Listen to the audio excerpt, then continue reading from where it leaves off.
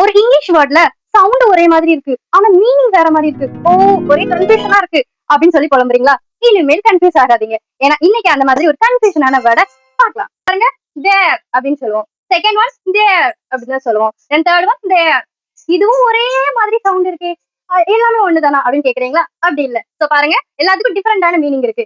தேர் அப்படின்னா ஒரு இடம், ஒரு இடத்தை பத்தி நம்ம சொல்லும் போது தேர் அப்படின்னு யூஸ் பண்ணுவோம். ஓகேவா? So there is your pen அப்படின்னு சொல்லுவோம். அங்க உன்னுடைய பென் இருக்கு அப்படின்னு சொல்லுவோம் இல்லையா? தேர் இஸ் யுவர் கார், அங்க உன்னுடைய கார் இருக்கு அப்படின்னு சொல்லுவோம் இல்லையா? சோ அங்க இருக்கு அப்படின்னு ஒரு இடத்தை மென்ஷன் பண்ணி சொல்லுவோம்ல, அதுக்குதான் நம்ம தேர் அப்படிங்கிற வேர்ட் யூஸ் பண்ணுவோம். நெக்ஸ்ட் பாருங்க, தேர் அவர்களுடைய. தேர்னா அவர்களுடைய அப்படின்னு சொல்லுவோம்ல.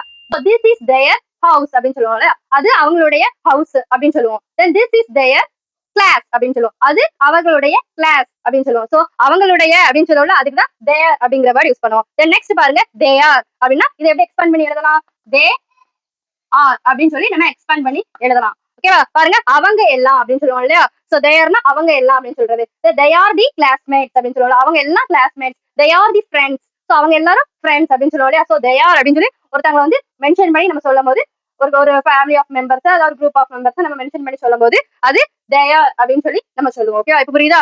தேர்னா ஒரு இடத்தை பத்தி சொல்லுவோம், தேர்னா அவர்களுடைய அப்படின்னு சொல்லி மென்ஷன் பண்ணி சொல்லுவோம். தென் தேர் அப்படின்னா அவர்கள் எல்லாம், அவங்க எல்லாம் அப்படின்னு சொல்லுவோம் இல்லையா? அதுதான். சோ இன்னைக்கு இந்த 3 வேர்ட்ஸோட கன்ஃபியூஷன் உங்களுக்கு கிளியரா இருக்கும் நம்புறேன். சோ நெக்ஸ்ட் வீடியோக்கு நம்ம சேனலை மறக்காம சப்ஸ்கிரைப் பண்ணிக்கோங்க.